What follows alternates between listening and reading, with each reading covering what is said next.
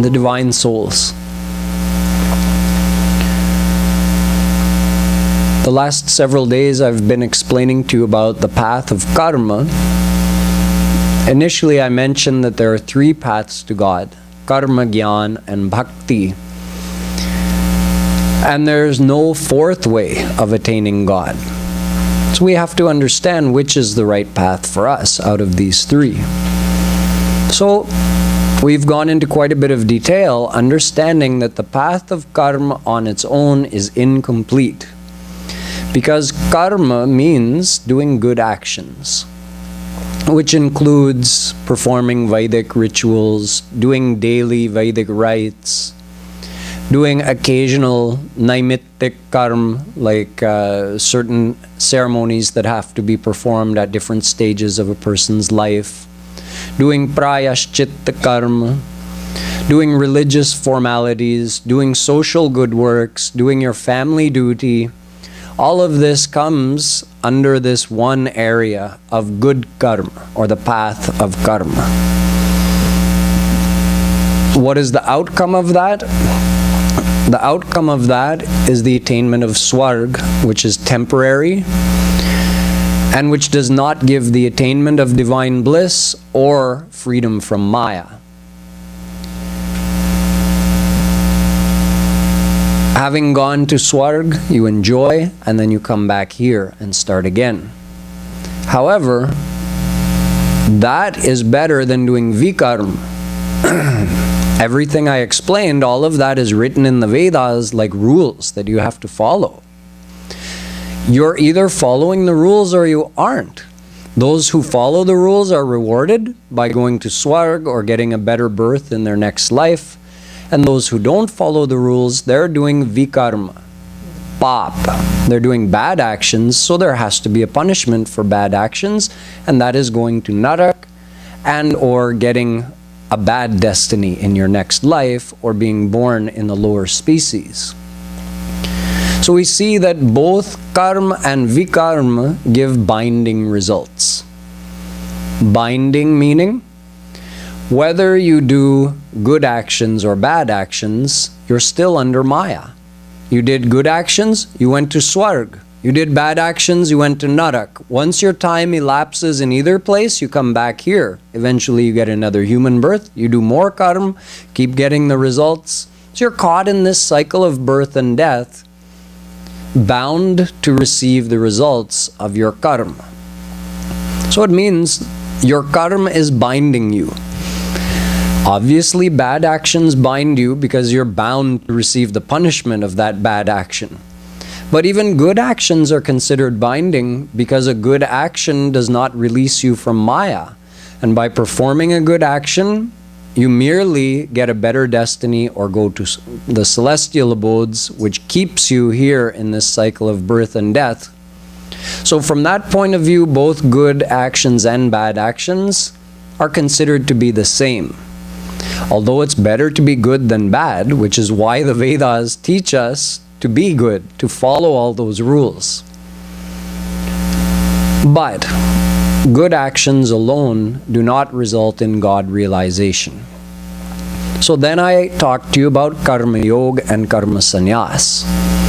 Karma Yoga, I explained, means following all those rules of the Vedas, but instead of having a desire to get more happiness from this world, have a desire to attain God. So instead of desiring the world, you're desiring God. That means your mind is attached in God. He's your desire. So your mind is over there. Whatever you desire, that's where your mind is. This becomes Karma Yoga. Your mind is in God and you're physically doing good actions in the world. If you're sitting here and wondering what's going on in the NFL playoff game that's on right now, I'm impressed by the number of people that came tonight, by the way. We'll see what happens the weekend of the Super Bowl. Yeah, many times I've thought about, scheduling my speeches around the Super Bowl but there's no way to avoid it. It's like a whole day event. Anyway, if you're sitting here and you're thinking about something else going on somewhere else, not because I want to watch the Super Bowl, because nobody comes to the mandir on that day. Everybody's home having their Super Bowl party.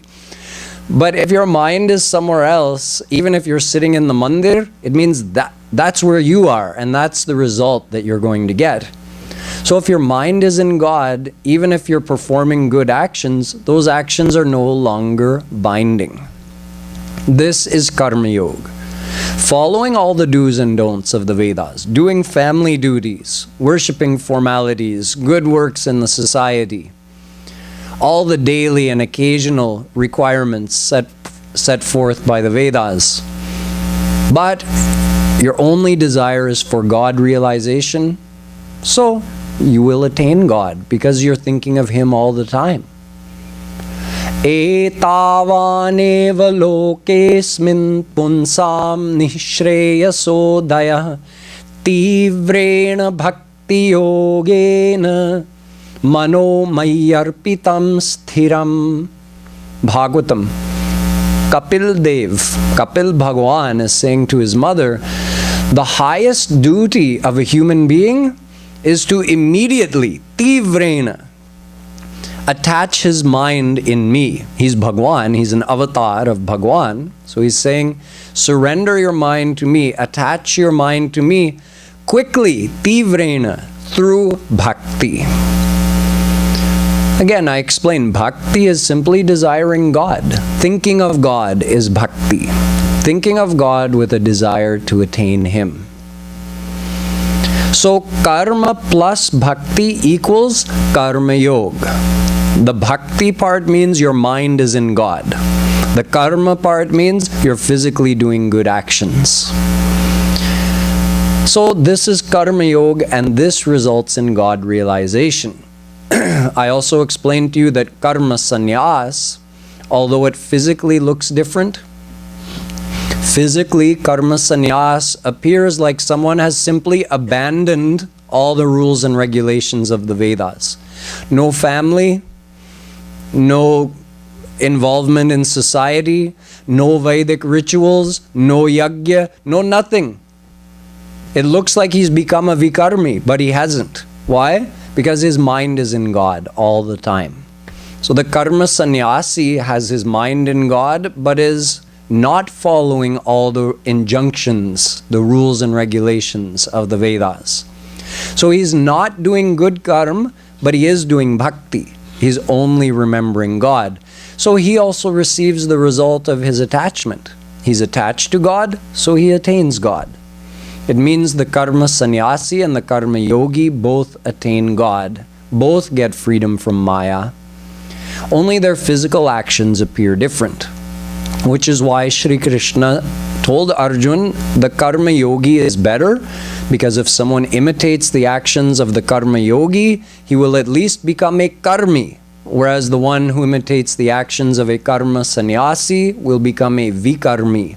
So from the point of view of the society, being a karma yogi is better. However, from the point of view of your attainment, both are equal. They both give God realization. So with this, we can understand, for instance, back in the beginning of this discussion on Karm, I explained to you that at one place the Vedas say, those who follow this path of Karm enter into darkness. Andhan tamah pravishanti ye vidyam upasate. They enter into darkness by following the path of karma. And on the other hand, God is saying, Shruti smriti mamaivagye yasto ullanghya vartate. In the Badhul Smriti, Bhagwan says, I made the rules of the Vedas. I made the rules of karma. The one who follows it, that's good. He's a good person. The one who doesn't, he's dveshi. He's my enemy. Yet, you find Shri Krishna in the Gita saying, his last teaching to Arjun, Sarva dharman parityajya mamekam sharanam vraja aham tvam sarva papebhyo mokshayishyami ma shucha. Leave all the dharmas, leave all the karma, and just surrender to me. So it seems like a contradiction, but actually you can understand now that where Vedas are saying by following the path of karma you enter into darkness, it means when you're just doing good karma with attachment in the world and your desire is to get more worldly enjoyment, your mind is not attached to God, you're just doing good karma. Our scriptures explain that that in fact is going to take you into darkness. What is darkness? Maya is darkness. Very simple. God is like the sun, Maya is darkness. So it's very simple. Yanti devavrata devan pitrin yanti pitrivrata bhutani yanti bhutejya yanti madhyajinopimam. Gita. Wherever your mind is attached, that's what you will attain. So if you're attached in Maya, even if you're doing good actions, you will only attain Maya. You'll perpetuate your Mayic bondage, multiply your worldly attachments, and you'll be reborn in this world accordingly. That is called darkness in our scriptures. Thus, someone who follows the path of karma enters into darkness. That's why also in the Gita, Shri Krishna says, Vedeshu yagyeshu tapah suchaiva daneshu yat punya phalam pradishtam atyeti tat sarvamidam viditva yogi param sthanamupaiti chadyam. He says there's a path of darkness and a path of light. The path of light is very simple. Surrender to God. Attach your mind to God. That's the path of light. Bhakti. The path of darkness, everything else. He says, Vedeshu. Following those teachings related to the path of karma in the Vedas, that's the path of darkness. Why? It keeps your mind attached in Maya, so you're bound to return. Yagyeshu. Doing yagya, it's also the path of darkness. Tap, doing austerities, also the path of darkness. Daneshu, giving charity, also the path of darkness. Keep in mind, when he's saying that, he means when you do good actions without the attachment of your mind in God. Your goal in doing those good actions is to be rewarded with more worldly enjoyment in this life or the next life. That is the path of darkness because your mind is attached in the world. Doing the same good actions simply to please God and remembering God while performing the actions, that is the path of light because now you added bhakti to your good karma. So you have to make that adjustment. If your mind remains attached in the world, you can do millions and billions of good actions, follow all the rules of the Vedas, but you'll only remain bound under Maya. So this is why punya is also considered pap, as I explained yesterday.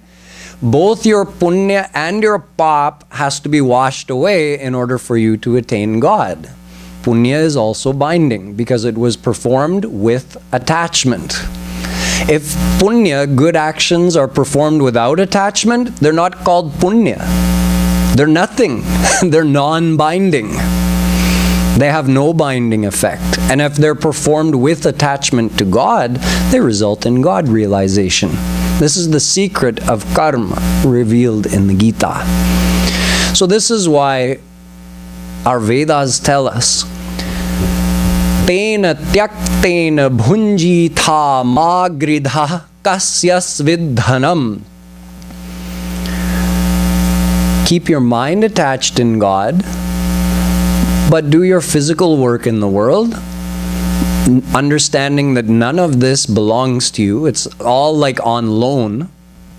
And live your life. That's it. But have your mind attached to God. treat things in this world like they've been, like you've borrowed them. We don't do that. We think, this is my shawl, my necklace, my hair, my body. It's only temporary. My house, my bank account. What if, let's say, you and your, maybe you and your brother invest and buy a big house out in Long Island on the beach, maybe in the Hamptons, a few $1 million worth of property. And you move out there and you're living the good life, living the high life. And you're fixing everything up in your house, making everything just so. The trim is like this, the moldings are like that, the curtains are like this, the pictures are like that, the furniture has to match everything. Doing all this fixing up. Then one fine day, you find out that legally there's a little something wrong. Actually, your brother put the whole thing in his name. You don't even own 1 penny of the house or the property. But he says to you, no, don't worry. It's yours. You live in it. I'm not going to kick you out. You live in it for as long as you want, your whole life if you want. That's fine, but still something has changed in you now. You don't look at the house the same. Oh, ye bhaiya ka hai. I'm living in it like living in someone else's house. All that enthusiasm is gone. Why? Because now it's not mine. It's borrowed. This is correct. This is how we're supposed to live in this world. It's all borrowed. It's all temporary. So realizing that, you live in the world and keep your mind attached to God, because He is the only permanent thing that you have. This is Karma Yoga. There are 2 kinds of dharma. You can understand this whole thing, summarize the whole thing by remembering that we have aparadharma and paradharma. Aparadharma, physical duties, and paradharma, how to become surrendered to God. Physical duties, that's the path of karma I've been explaining to you, all the do's and don'ts of the Vedas. Ye sansar ko chalane ke liye hai. It's necessary to have all those rules. If we don't have those rules, how will the world function? It will be mayhem, chaos. But without the paradharma, no one can attain true happiness. So if someone is only following aparadharma, the varnashram dharma, without following paradharma, devotion to God, they can never attain true happiness. They'll only multiply their worldly bondage and attachments. But the one following paradharma also has to live a good life in the world. He can't totally disregard everything. He has to treat others with respect. But he's beyond those rules of aparadharma.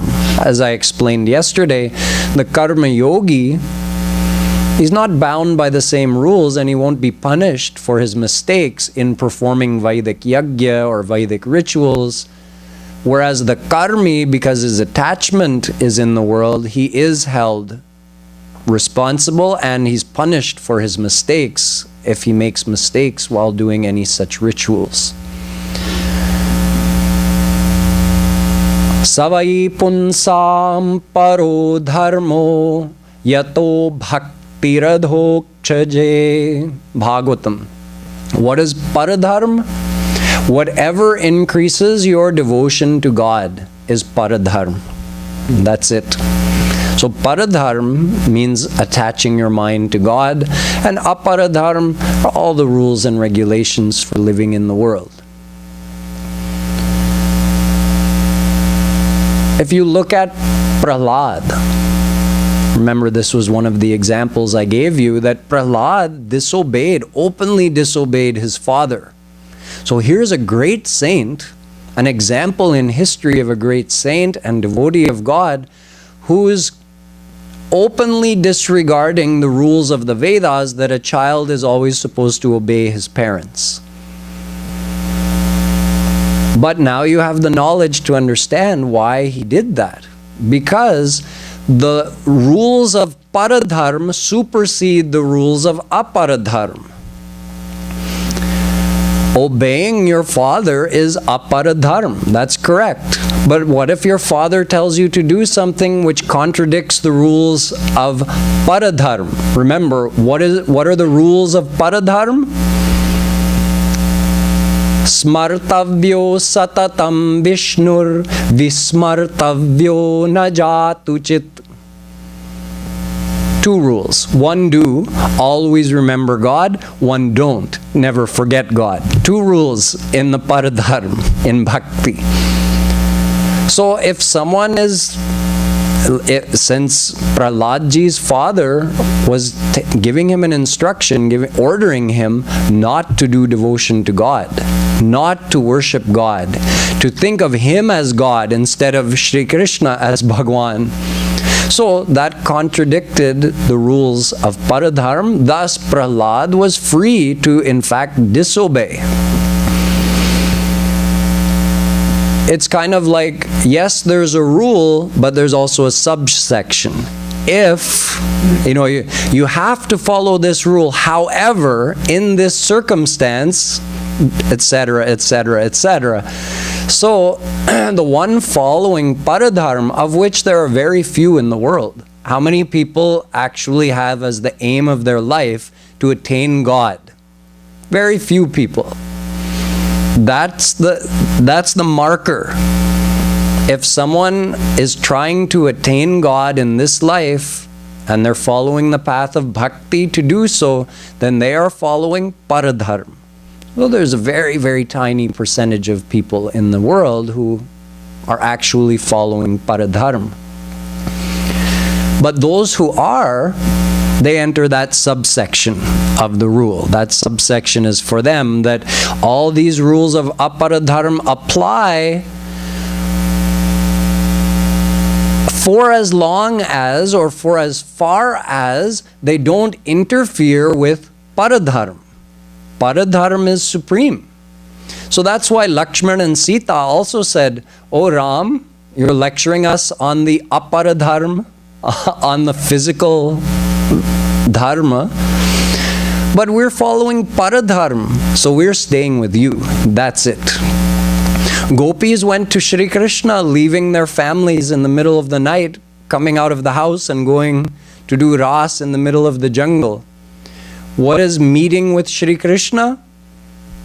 That's the ultimate goal of every soul. I told you, Sangyogo yoga ityukto jivatma paramatmano. Jivatma meeting Paramatma. That's what this whole thing is for, remember? Dharmo yasyam madatmaka. Bhagavatam. Shri Krishna says, dharma is for what? To bring you to me. To bring the souls to me. So, to ignore paradharma in order to keep following the rules of aparadharma, that's wrong.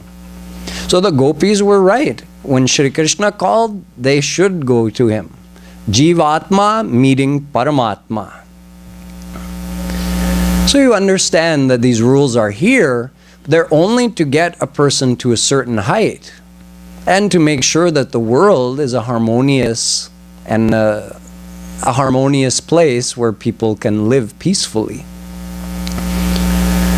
But they're not the be-all and the end-all. The be-all and the end-all is reaching Shri Krishna. That is the paradharma. That is the desire of every soul.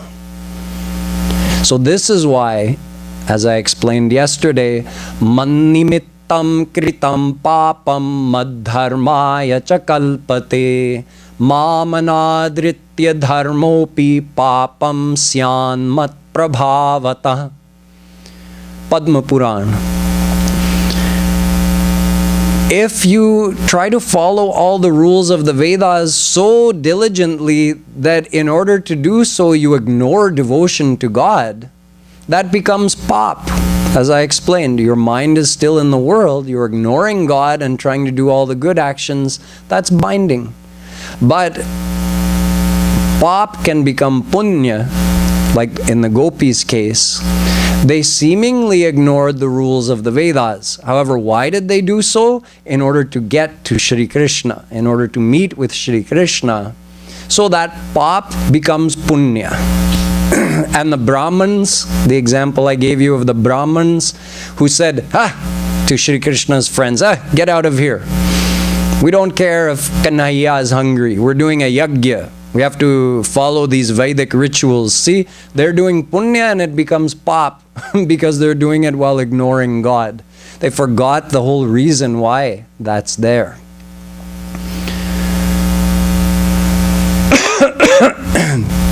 These teachings of karma are important though. As I said, there are very few people in the world who are actually desiring God. They're more desiring to enjoy this world. So for them, that's more like a preliminary level. Vedas say, okay, follow all these rules and you'll get more worldly enjoyment because you'll be rewarded for your good actions. So the person says, oh, I can get this kind of enjoyment. I can go to Swarg. Okay, I'll perform all these good actions. I'll do all this good karma. So what is that? They're not attaining anything ultimate through that. Why is Ved teaching to do that? Because if Ved doesn't teach them to do that, what are they going to do? They're not interested in God realization as of yet.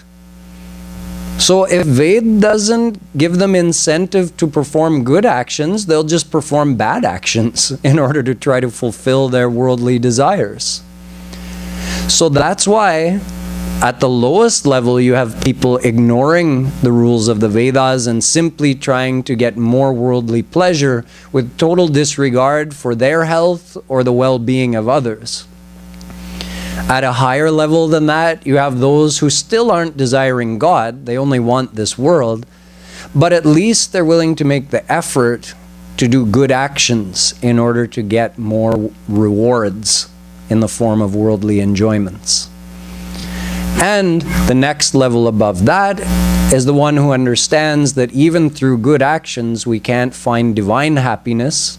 There's no divine happiness in this world. So they understand they have to do bhakti.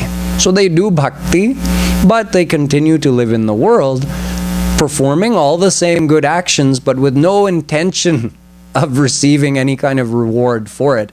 They're just doing it because it's their nature. One who has his mind attached to God is purifying his mind, so his nature, the goodness in him, is improving. So he just does those good actions because it's his nature. And then you have the karma sannyasi who is now away from all worldly involvement and only spends all of his time remembering God. Both result in God realization. Karma yoga, karma sannyas. Now, there's one more question regarding this: doing bhakti to God, doing devotion, or doing good karma. It is said, Rinani trinyapakritya mano mokshe niveshayet manusmriti. Here there are 3 rina mentioned. Rina means debts. A debt, you know, like you borrowed money from someone, now you owe them something. So here Manusmriti is saying everyone has 3 debts. In fact, this is a Sanchep mein. Sometimes it's also explained to be 5 debts. Those 5 debts are Devarina, our debt to the celestial gods, not to Bhagwan, to the celestial gods. Rishirin, our debt to the saints and rishis who produced all of this knowledge on the earth planet for us. Bhutarin. Bhut doesn't always mean ghost. Many times in Sanskrit it means a living being. So Bhutarin means the debt we owe the other living beings on this earth planet. Nririn. Nri means human beings, the debt we owe to other human beings. And Pitririn, the debt we owe to our ancestors. These 5 debts must be paid. Only after that a person could be qualified for liberation, to be liberated from Maya. So, how are these debts paid? By following the path of Karm. How do you pay this debt that you owe to the Devatas, your Devarin? By doing Vedic Yagya. When you do Yagya, you're making offerings to the Devatas. So you're paying off your debt to them. How do you pay off the debt to the Rishis? By studying the Vedas, which is also part of the path of Karma. How do you pay off the debt to other living beings on this earth planet? By giving charity. How do you pay off the debt to the other human beings on this earth planet? Actually, when you're a grihasthi and you have a home, you welcome a visitor into your home, you're paying off the debt to other human beings that you owe. And how do you pay off the debt to the Pitris, your Pitririn, your ancestors? By doing tarpan, for one. There are certain daily ceremonies that are performed, and also by raising children of your own. So all of these debts are paid off by following the path of karma.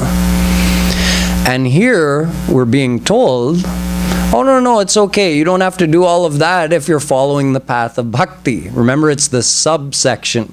But then how will we get liberated from Maya? Oh no, there's a loophole in this case.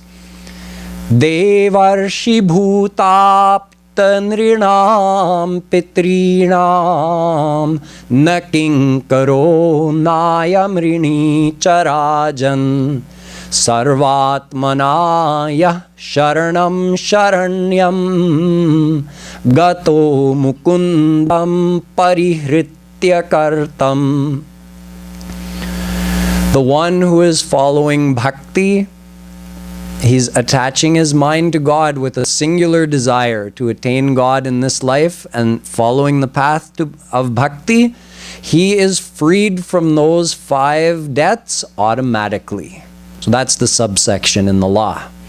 Thus, the one who's following the path of bhakti does not have to supplement it with certain practices of the path of karma out of fear that, oh, but what about my pitririn? What about my bhutrin? What about my nririn? Etc., etc. He doesn't have to worry about that. He's doing bhakti, he's already satisfied all of those debts. Because Devarin, think about it, those Devatas, who are they? They're employees of Shri Krishna. Yatha taror mulani shechanena tripyanti tatskandha bhujopashakha. Bhagavatam. Vedavyasji says, you have a tree. You want to keep that tree alive by watering it. The tree has roots, trunk, branches, twigs, leaves, flowers, fruit maybe. Now, if you go and sprinkle water on all the leaves, trying to keep the leaves from shriveling up, but you don't pour water on the root, the whole tree is going to die. But if you ignore the leaves and simply pour water on the root, the whole tree will prosper. Shri Krishna is the root. He is the mool of everything. All the Devatas receive life from Shri Krishna. They receive their power from Shri Krishna. So if you ignore Shri Krishna and do puja to the Devatas, your tree is going to shrivel up. In other words, you're not going to attain anything divine. If you ignore the Devatas, in other words, forget about sprinkling water on the leaves, and you just do bhakti to Shri Krishna, in other words, you're pouring water directly on the root, look at the leaves, look at how they glow and they're so happy. The Devatas are very happy. They consider that debt you owe to them already fulfilled 100-fold if you do bhakti to Shri Krishna. Same thing with your ancestors. By doing bhakti, you're giving your ancestors much more than you could ever give them through the path of karma, trying to fulfill that debt to them. Same thing with the rishis. What do the rishis want? They want you to meet Shri Krishna, so they're more than happy. They consider your debt fulfilled 100 times over if you do bhakti to Shri Krishna. Same thing with bhutarin, same thing with niririn. The best thing you can do for this world is to make yourself purify your own mind. Because then you become a better person and you'll naturally be doing better actions in this world. And you'll also encourage others to follow the path of bhakti and attain true happiness, which is the greatest charity you could do, giving someone divine happiness. Thus, the one following the path of bhakti does not need to lean on in any way this path of karma for any reason. That's why Shri Krishna says, Dharman santyajya yah sarvan mam bhajet sacha sattamah. He says, the greatest devotee is the one who leaves all of those practices of karma and just mam bhajet. He just worships me. Sacha sattamah. He's the highest of all devotees. So now you understand that on one hand, Shri Krishna is saying, you're my enemy if you don't follow the laws I laid down in the Vedas. But on the other hand, he's saying, however, there's a subsection to that law. If you're following the path of bhakti for God realization in this life, then you're free not to follow all those do's and don'ts of the path of karma. And in fact, I consider you to be a higher devotee if you do leave all of those other practices of the path of karma. Meaning all the Vedic formalities. He's saying, forget all the Vedic formalities, just do pure bhakti. That's the highest devotee. One more question. It is said that by following the path of karma, paap ka nash hota hai. Your sins are deleted. Remember I explained about prayashchitta karma, which is part of the path of karma, where you absolve yourself from your sins that you've committed in this life by doing certain actions that are prescribed in the Vedas, called penance, prayashchitta. So without that, how will we purify our heart? Bhagavatam says, purify your heart? Karma can't fully purify your heart. Dharma satyadayo peto vidyava tapasanvita madbhaktya petamatmanam na samyak prapunati. Prapunati means clean. Samyak, completely cleaning the heart. He says only bhakti can do that. Mad bhaktya. Only through my bhakti can someone fully purify their heart.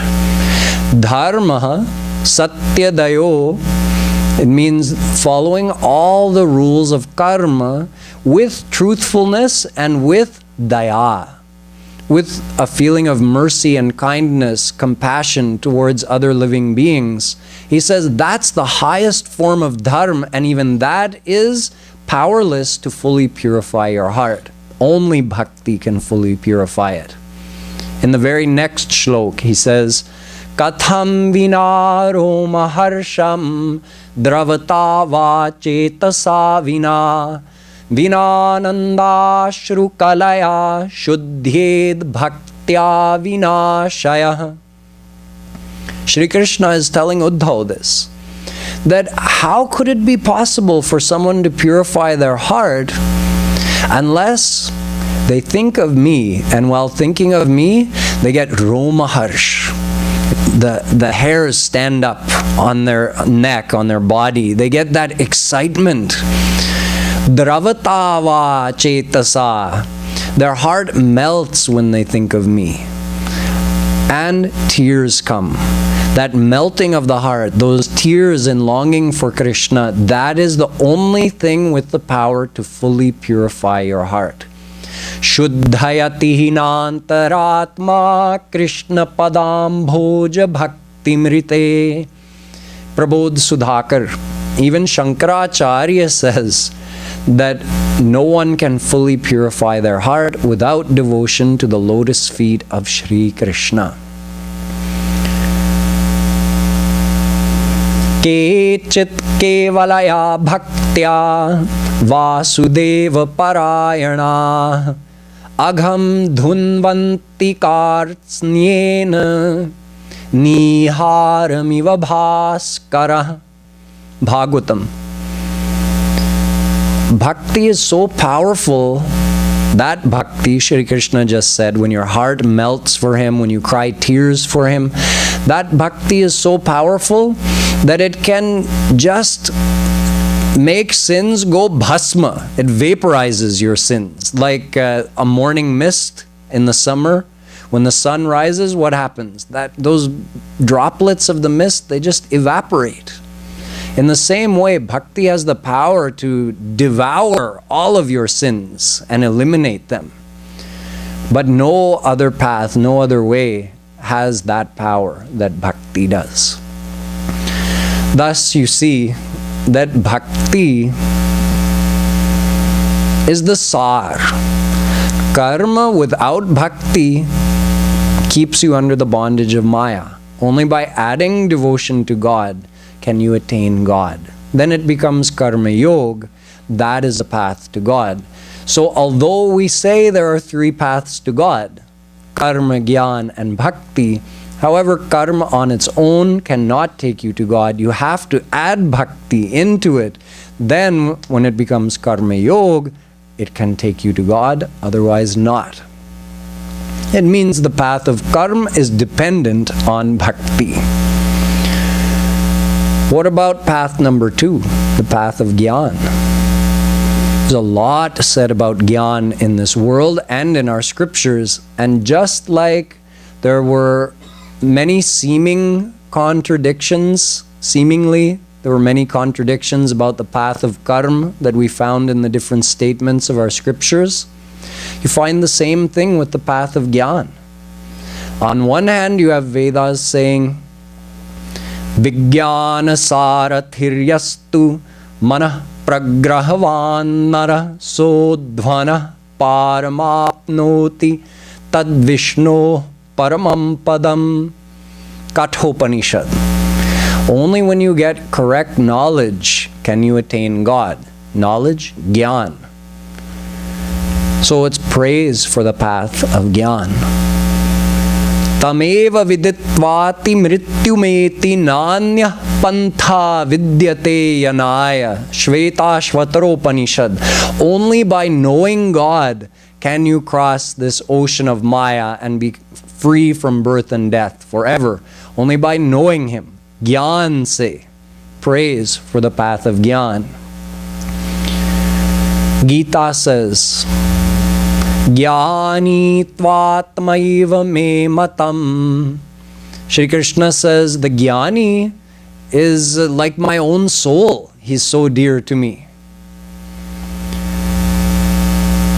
Manushyanam sahasreshu kaschid yatati siddhaye yatatam-api siddhanam kaschin mam veti tattvataha.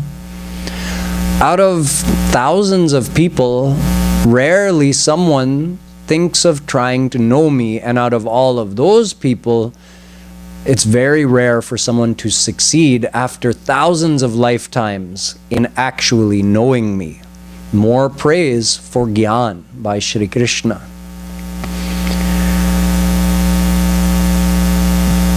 Nahi jnanena sadrisham pavitramiha vidyate. There is nothing as purifying as Gyan, Gita. Ved also says, Jnana deva hi kaivalyam. Actually, that's Sankhya Darshan. Sankhya Darshan says that only through Gyan can you get liberation. Ved says, Rite Gyanan na mukti. Without Gyan, you can never get liberation. The Ramayana also says, Gyani Prabhuhi Vishesha Pyara. The Gyani is particularly dear to Bhagwan Ram. Yet, you also find criticism for Gyan in the very same scriptures. Again, from Ishavasya Upanishad, Andhan tamah pravishanti ye vidyamupasate tato bhuya ivate tamo ya uvidyaya gvam rata. The one who follows the path of Gyan enters into darkness, just like the one who follows the path of Karm. Look in Ramayana. First Gita. Gita says, Ishvaro hamaham. Ishvaro hamaham. Ishvaro hamaham bhogi. Siddhoham balavan sukhi. Shri Krishna says, the one who considers himself to be God, Asurim yonimapannad mudha janmani janmani. On the path of Gyan, they meditate thinking, I am God. Main Brahma hu. Aham Brahmasmi. Shri Krishna says the one who considers himself to be God is Moor. He's a fool, an idiot. And he's going to be sent in the lower species for many, many lifetimes. Come back to the Ramayana. Ramayana on the one hand, Prabhuhi, Gyani Prabhuhi Vishesha Pyara. Look at another statement of Tulsidas ji. Te jada kam dhenu griha tyagi khojat aku phirahi payalagi. Jada means, again, a stupid person. Put it that way. This is so dumb. How dumb?